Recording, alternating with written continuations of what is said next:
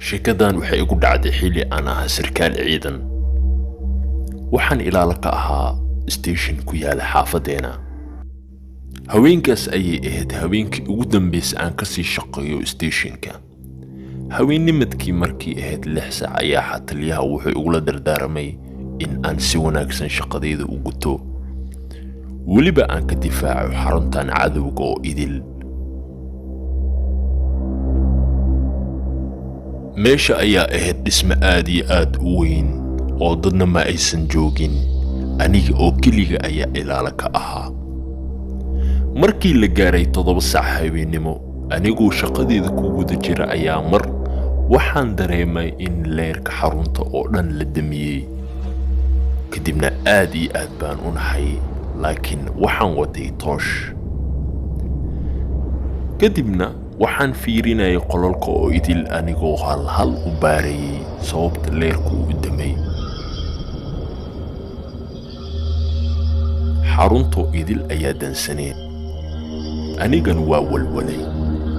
marna waxaan dareemay in meesha wax aan garan karin ay socdaan.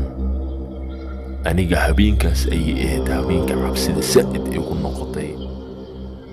kadibna anigoo iska dhigay nin geesi ah ayaa markaan waxaan u soo dhaqaaqay dhanka iyo meelaha kale. ilaah waxaan ka baryayay in waxaan ay noqdaan wax iska caadi ah ama in ay korontada ciladowday. anigoo baqaya ayaa geesaha idil fiirfiirinayay.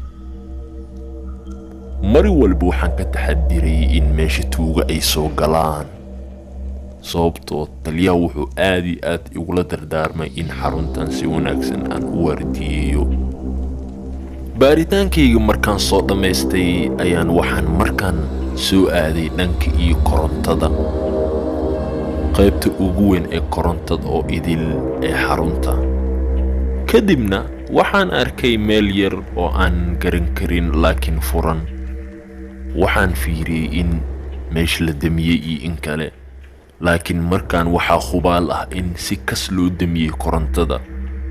ilaah waxaan ka baryayay in waxaan ay noqdaan wax caadi ah, laakiin mar waxaan sikadiis ku arkay wax aan weligii aan arkaynin intaan noolaa. markaan arkay waxaan si dhaqso leh ugu soo cararay meesha oo idil. qofkaas hadduu aniga i qabsan lahaa maxaa igu dhici lahaa habeenkaas? habeenkaas ayay ahayd habeenkii ugu dambeysay aan ka sii shaqeeyo shaqadaas. sheekadan waa sheeko igu dhacday wax xanuun badan.